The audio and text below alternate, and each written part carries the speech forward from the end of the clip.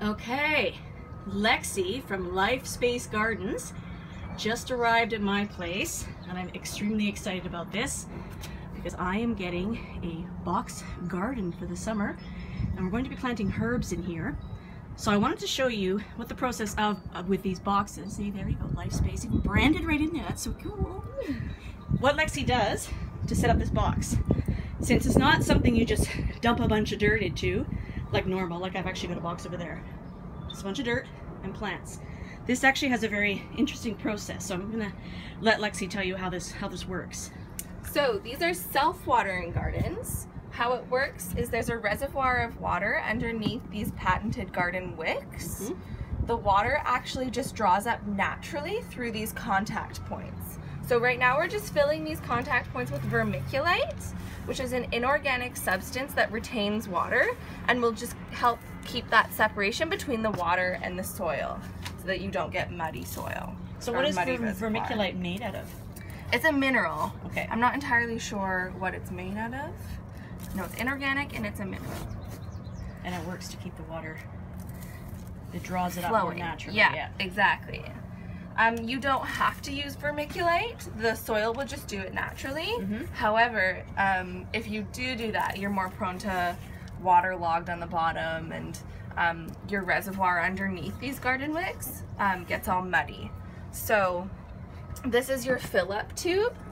So we'll fill up your water from here. This doubles as your float gauge. So when your reservoir is empty, it will be all the way down. When it's full, it will be up.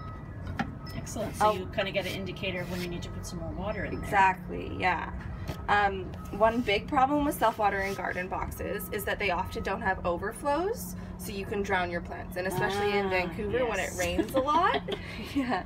Shall I show you what drown plants looks like? I mean, these are doing okay, but yeah, it's pretty muddy around the deck right now. Yeah, so we have this overflow valve right here, which just drains out if your reservoir is full and overfilling. Okay. So for you, like, you can just put a bucket under there and water your other plants with it in the summer. Perfect. You could, it's threaded, so you could even attach a hose to it, or oh, that's fantastic. You want.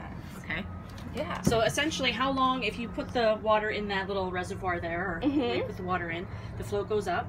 How long can you leave the plants then and have them kind of self-water? Like, especially, let's say in the middle of summer when it's really hot. Yeah. So it totally depends on the weather, right? Like right now, probably not at all. Yeah, exactly, yeah.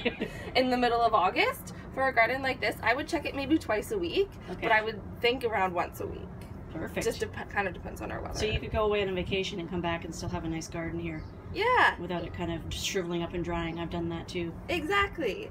And it also depends on what you plant, right? Yes. Like tomatoes are going to need a bit more, lettuce is going to need a bit less, so. So this particular box here is what is this called? Does this box have its own name? Yes, this is called the Highrise box. Okay. And the Highrise box is actually perfect for patios. I think you've gotten a bit of a view, but I have this tiny patio out front of my unit here, down by the Fraser River, and as you can see, this fits in quite nicely. So you don't have to have a huge space to have a patio planter like this. You just need some ingenuity, which is what this is. So I'm guessing the soil goes right on top of here, right? Yeah, so then the soil goes in. I just want to mention that it's on wheels. So that's true too, if you have kids, or if you're worried about getting your patio mucky, yeah, you can just roll it out of the way and clean your patio underneath. Exactly, yeah, it's beautiful. Yeah. Nicely detailed too. The green and the little brand there. Yeah, we thought you might like green. And LifeSpace does do custom orders too, right? If you have patio space, they come in and they can measure and do custom orders. Yeah. Like I could probably actually get some boxes all around here made specifically for this space so that it uses space a little better than I'm using space right now. So yeah. Yeah. Okay. So I probably don't need to film the dirt going in there. Is there anything else you need to let people know about how the process works? Because the dirt's going to go in.